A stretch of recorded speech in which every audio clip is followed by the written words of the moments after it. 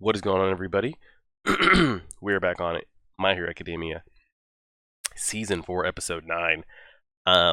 If you guys have been seeing my post, or if you're in the Discord on Patreon, I've had a sinus infection and the flu back-to-back this week, so it's been a rough week. The longer I talk, the worse it gets, which is unfortunate for doing live reactions and discussions. So I don't want to waste too much time talking at the beginning. I just want to kind of jump on into it. Coming off of last episode, we had Tamaki kind of show us his moves, his skills, what he can do. I mean, he's pretty damn strong.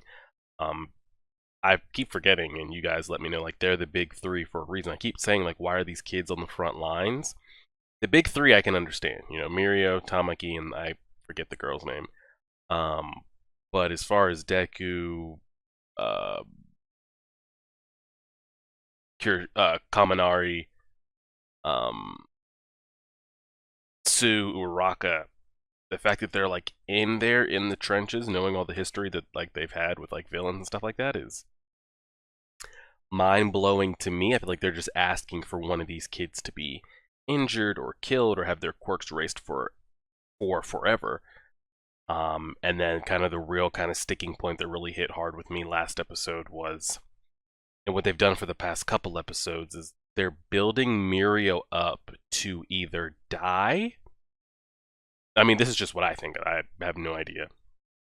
I don't have any insider information, but the way you can tell how classic animes typically go, we're getting a lot of Mirio and a lot of Mirio flashbacks and a lot of impact that Mirio's had on other characters and a lot of inner Mirio dialogue.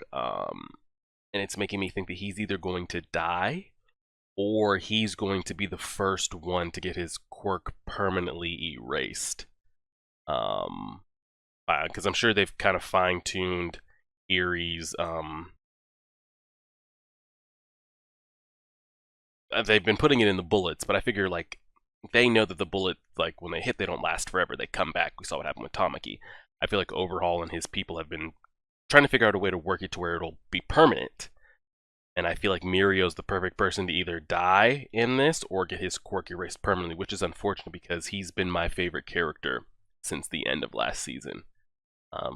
So unfortunately, but I do want to see what happens. I've had a lot of you tell me it's non-stop action from here on out, and that you guys clarified that there's 25 episodes this season. What I don't know is, are we getting 25 straight, like they're just hitting with us 25 in a row, or are we taking a break at like 13 or 14? You guys can let me know on that. But let's go ahead and see what happens. I've skipped through the intro and the cold opening. It wasn't anything too crazy. Tamaki was talking about how he injected them with some octopus poison, so they should be kind of immobile for the time being. And it looks like he's kind of passed out as well from the 3v1 battle he had.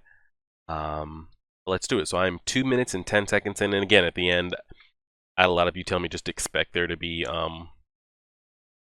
an end credit scene, so when it's over, I'll skip to that if there is one. I don't think we had one last week. So you're 2 minutes and 10 seconds in on Season 4, Episode 9, pressing play right now. Here we go.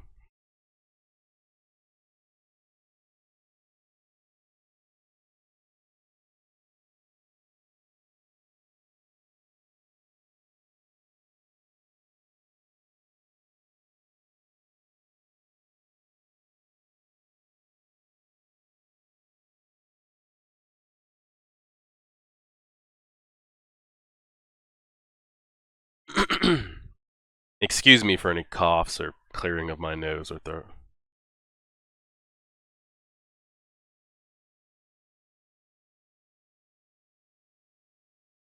Yeah, what happened to the guy that was... There's got to be people down there. Yeah.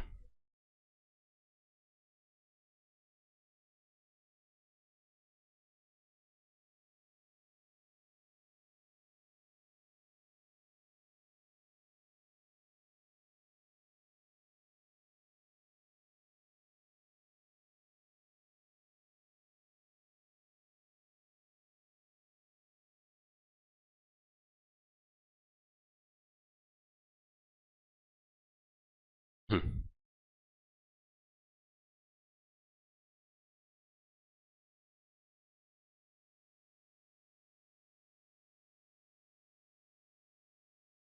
Oh, shh.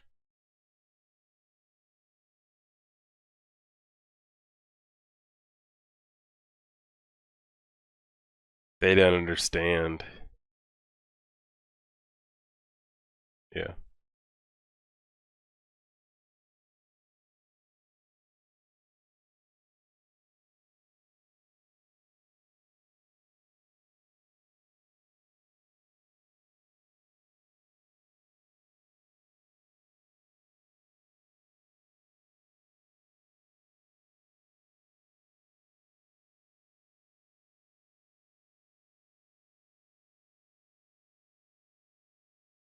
Oh, wow. They resent him.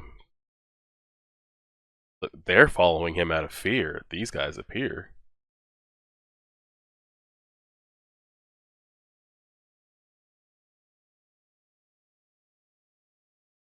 But his other guys followed him out of because they believed in him. Hmm.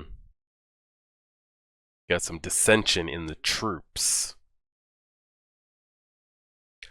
Oh shit, got his ass real quick.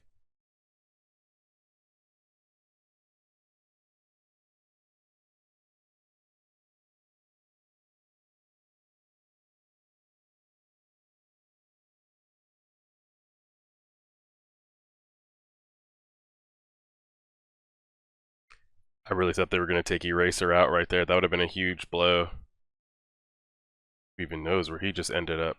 Oh, he got both of them.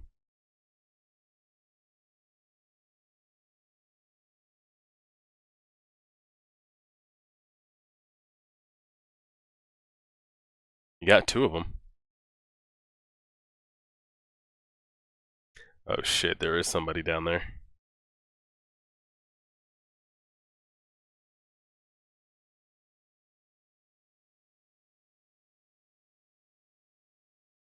Sonic Boom.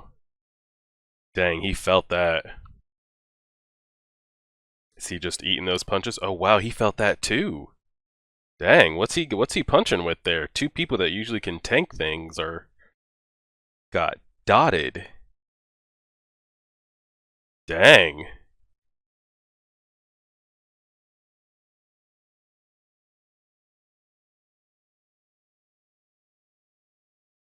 Is his arm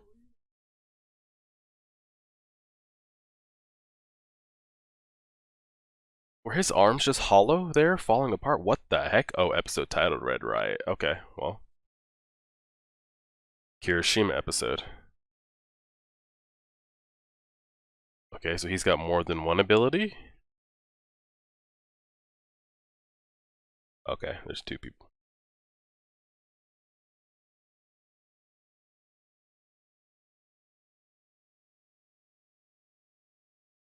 Dang. I don't know what Homeboy's quirk is, but the two tanks are feeling it.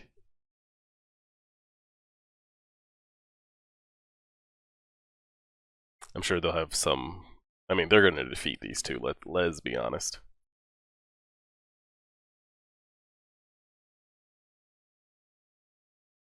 I would have loved to see how Aizawa dealt with this, but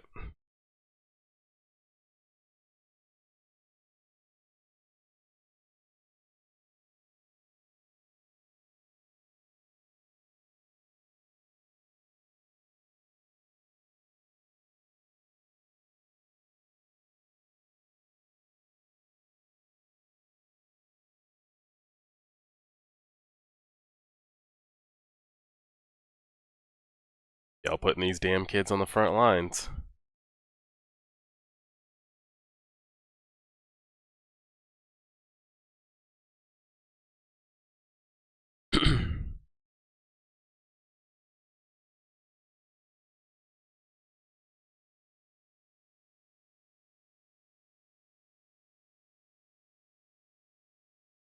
So he's got some kind of impenetrable barrier, which I'm sure they'll penetrate. Um, and I don't know what fist he's got, but kind of like this dude that's creating the barriers.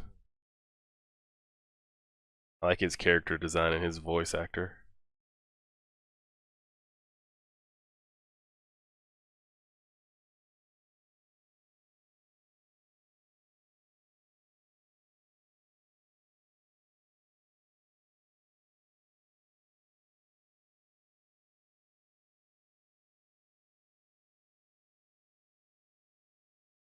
Yeah, this dude's gonna get dotted. Alright, Mr. Fat Gum. Let me see it. Let me see it.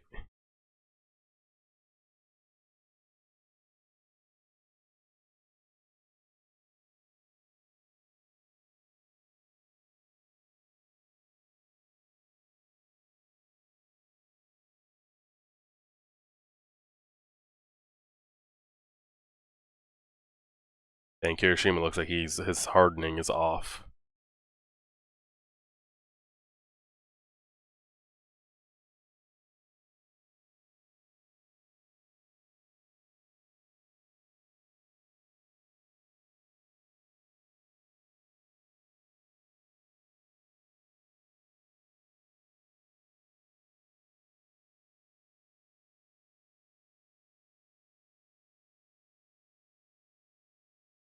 Hmm.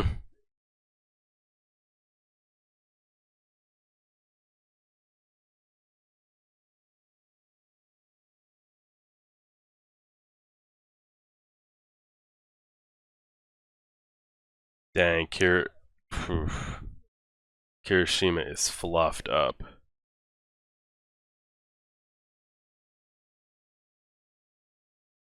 And now he's a scared kid.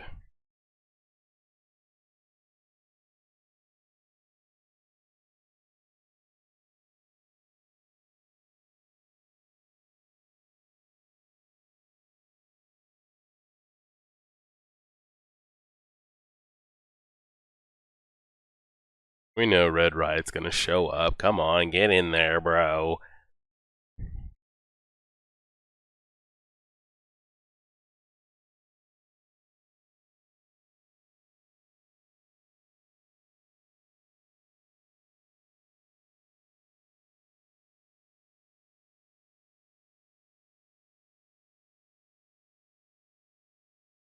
Dang, he's going through it. Sure, he'll talk himself back up. Actually, gotten a lot of Kirishima this season so far.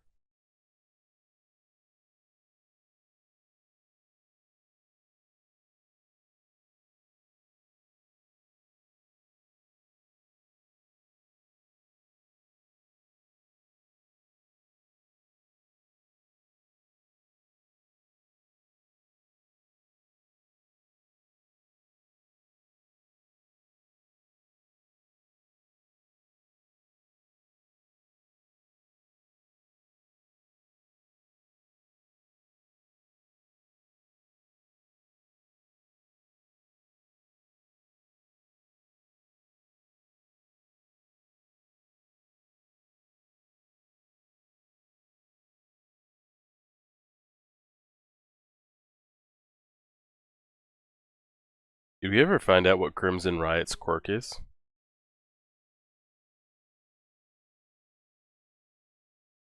Oh, she'll fuck him up.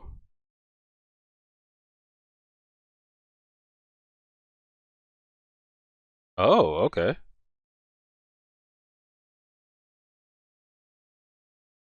What the hell was that?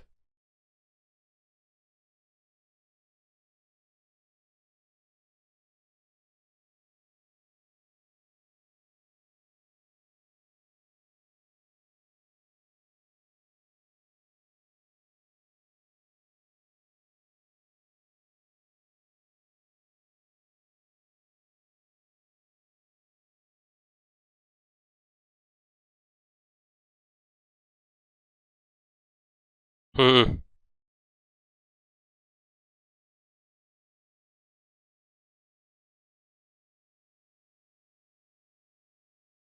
My man's gonna give himself some CTE.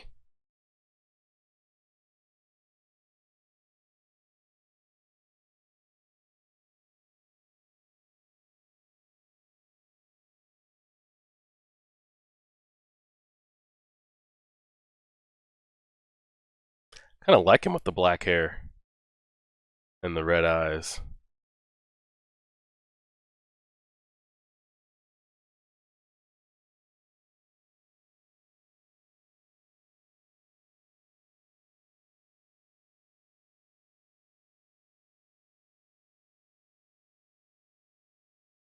The fark?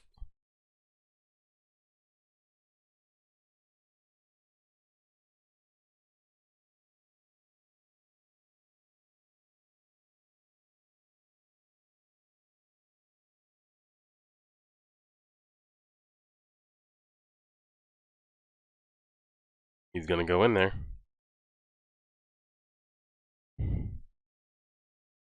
Even though these two guys that they're fighting look badass and super strong, we know that Fat Gum and Kirishima are gonna hop up in there and handle business.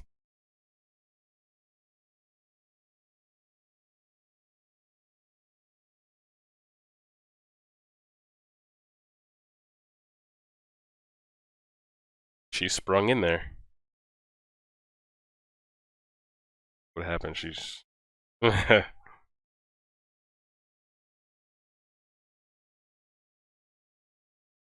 wish we got more of her because I do like her quirk. I want to see all the applications she has. We've seen her like surf on it and cover distance with it, and it not just be like acid globs. Um, Unfortunately, a lot of we haven't gotten a lot of the students besides the couple we've gotten in the big three and Kirishima Urakensu.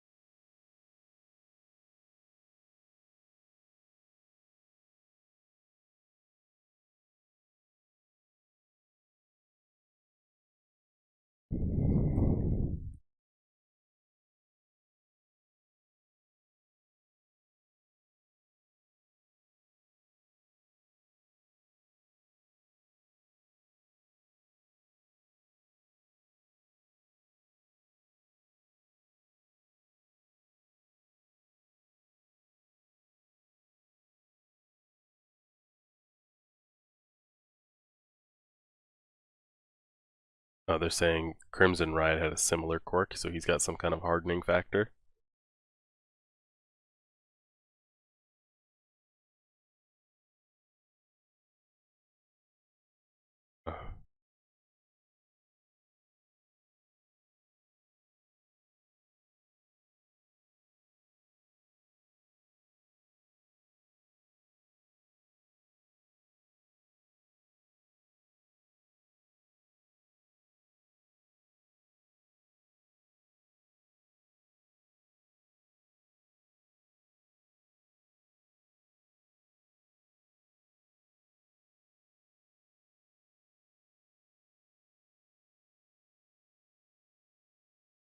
So even before he got to UA, his quirk is nowhere near the level it was. I mean, clearly not now because he's had agency training and stuff, but a lot of the kids came in kind of semi-masters of their quirk. Hiroshima, he was on damn near Deku level.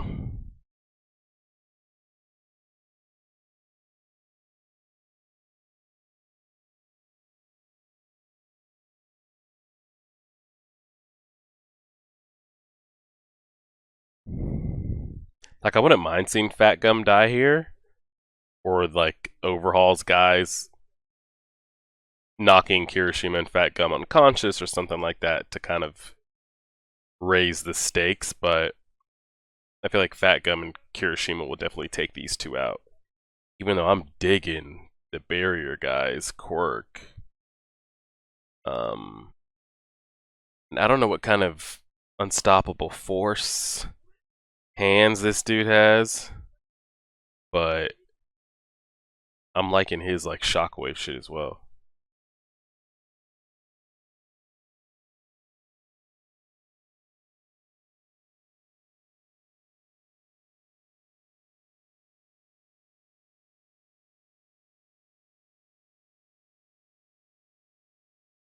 Oh, he got in. I mean, we know he got in, but oh, he dyed his hair. Okay.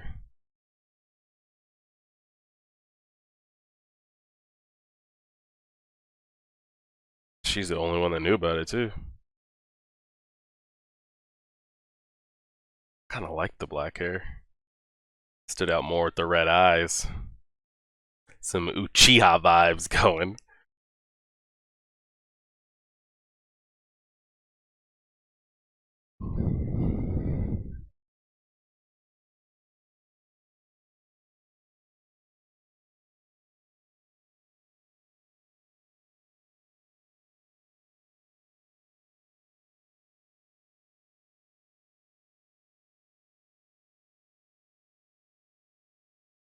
And here we go.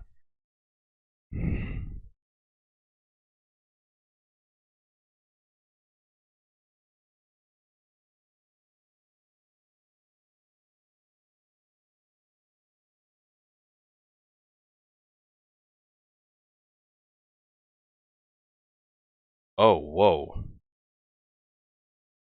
Is he about to counter this?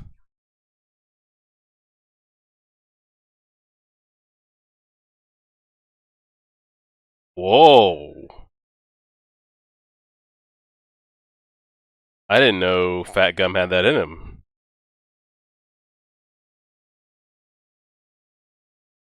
We've got some, like, United States of Smash vibes going here.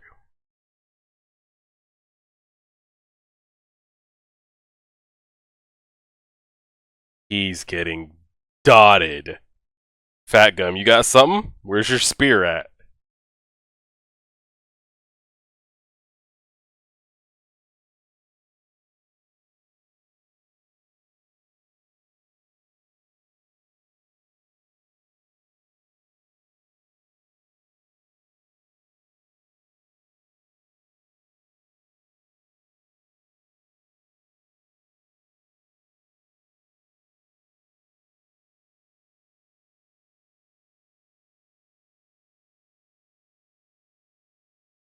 Holy shit.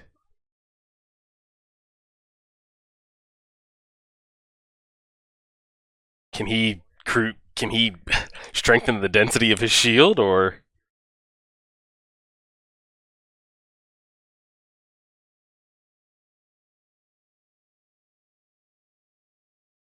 damn.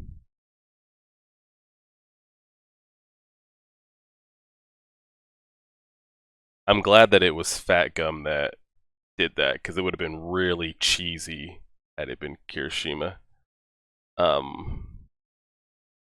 Let's scroll through and see if we have a post credit. Anybody got a post credit? Post credit, end credit, anything? Looking like no, we're too. Dang, ever since y'all told me to check. Whoa! I don't do that preview thing. I want to go back and read what was happening to Fat Gum there. He said. Yeah, I need to read this again here.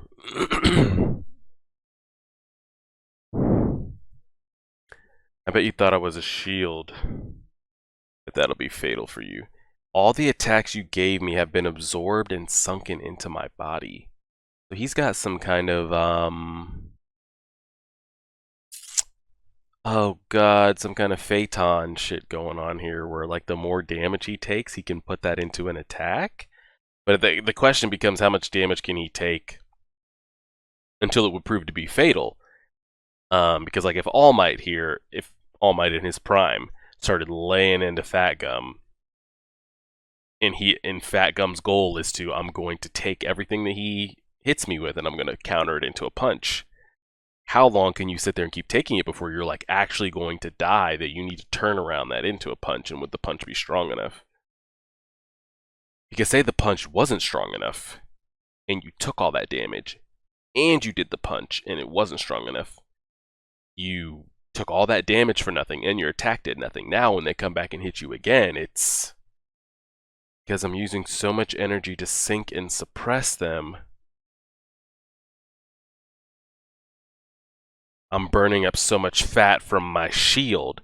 My defense is getting thinner and thinner, but the stored up attacks will become a spear that can punch through any shield. I wonder what I'm just curious on, like, the multiplier on that, the heights that can go. And because now it makes me think, can he switch that at any time he wants? He said the attacks were burning through his fat defense. So clearly the average person wouldn't be able to gain fat and lose fat of that magnitude that quickly. So this is, I thought his quirk was just kind of absorption. Due to his size. Now I'm thinking it's more than just absorption. He's got some kind of counteractive, because if it was just absorption, he wouldn't be able to like spit back out anything else. I'm trying to think somebody else that has a quirk that would be a good example of a quirk being one thing but then seeing it countered and be used for something else. I can't think of anybody off the top of my head. But now I'm trying to think if he can blow himself up and come back down at will, or the fat has to be kind of broken down, and in turn he uses that attack. Interesting, because we always see these quirks get taken to like another level that like I would never kind of expect. Kind of like with Invisibility Girl. I always thought she was invisible, like past kind of. There was no way, like, was she reflecting light or is she actually invisible? I think we all kind of went with that she was invisible, but then we saw her reflect light as like another step to her quirk, and I was like, whoa, that was something I wasn't expecting, and it makes me question, like, well, what is her quirk really? Is she not really invisible? She's just kind of blending in camouflage / reflecting light. And then so with Fat Gum here, is he? Man, I don't know. Like, is that raising that many questions? Do you guys? You guys let me know if I'm like overthinking that, underthinking it. Because I think we've gotten told that his quirk is like absorption, but the fact that he can take that absorption, reduce his body size in turn for taking damage, and then counteract those attacks on like a stacked multiplier, and then be able to force that out upon somebody else, that's like next level, some absorption, storage, and then emitting it back out just seems wild to me. So if you're anime only, let me know what you think kind of about this Fat Gum quirk that we've got going here. It's unfortunate because when we got introduced to overhauls, what were they called? His 8 I don't know why I want to say spiders. His 8 legs or 8 whatever they are. I wanted them to be stronger than they are. And they've just been kind of flicked to the wayside. So that's the only disappointment I've had in the last couple episodes. Especially these two. I liked the combo they had going with like the fist and the shield. Did we ever get an explanation on what the guy's fists were? And why they were dealing so much damage to pretty much 2 of the strongest defensive characters that we've seen. 2 of the biggest defensive tanks. That shield thing was great there as well. But I think he had 8 legs, 8 arms, 8 swords of whatever of the Hasaikai, and 5 of them have already been kind of foddered off to the side. I'd have liked to seen how Aizawa dealt with that, because if the guy's really just throwing fist, he wouldn't have been able to cancel that. He could have canceled the shield quirk, but I would like to see how Aizawa dealt with the 2v1, and maybe him not being able to turn off the fist guy's quirk. But it's disappointing that the 8 kind of disciples of Overhaul just seem to be kind of fodder. I wanted them to kind of be like a threat level. So that's unfortunate. Kind of like where we had with the campground stuff. I wanted the League of Villains to be like a bit stronger, but in the end, they kind of all get spoiled off to the side. There's still 3 to be shown, because now like you don't really take, if this is Overhaul's best of the best, like these are his aces in the hole. I mean, you just don't really take them serious. So now pretty much the only one you consider a threat is Overhaul himself. And if Overhaul has to go up against multiple heroes, I don't see him, what he could possibly do. We did, however, lose 2 more to our cause. I'm trying to think who's still running with the original group. Rocklock, Aizawa, and Deku. Is that it? Just those 3? 3 left of the original. We had those 3, and then Mirio, the 2 that just got taken out, and Tamaki. Was it 7 that got separated from the police? And now we're down to 3. So we keep thinning out here. We'll be interested to see what they run into. I'm sure the other, how many do we have left? 5, 3 will be maybe handled by Rocklock and Aizawa, and Deku gets to run after Mirio, and we'll see what Mirio's fate has in store. Which I'm guessing that's what next episode will be. But it was solid episode. We had a lot of Kirishima stuff there in the middle, a lot of flashback. I kind of preferred him with the black hair and the red eyes. Those red eyes like really popped. Let me know what you guys, if you prefer him with the red or the black hair. Like now, if he took that like emo bang stuff off the black hair and spiked it up, that looked pretty clean. But it's not going to change, so it is what it is. Solid stuff. I'm hoping for more threats on like a higher level. Like to be taken a little bit more serious. But we'll see. We'll see what happens with it. Let me know what you guys think of this. That's about all my throat can take. That's what she said. Talking wise, so I'm just gonna go ahead and cut it there. I've already recorded the Hunter x Hunter episode, so I'm good for Monday as well. Got some Code Geass to do, which we'll be done with in the next 2 to 3 weeks. 2-3 weeks we'll be done with Code Geass. And then we'll start taking votes on some other animes or TV shows or movie. I don't know if I want to put The Mandalorian on the YouTubes. If we do Demon Slayer, if we, do TV shows, whatever that might be. But we'll take a vote. I'll run it by the Patreon members. I'll run it by you guys and kind of vote that down and figure that all out once we kind of wrap everything on up. So I'll see you guys Monday. I mean, if you're only here for My Hero Academia, I will see you next Saturday. If you guys have any insight, let me know. Are we getting 25 episodes straight, or is it getting split in half? And if you're here for all the videos, I'll see you Monday at 12 p.m. with Hunter x Hunter episode 123. Y'all have a good weekend. Like, share, favorite, subscribe, and as always,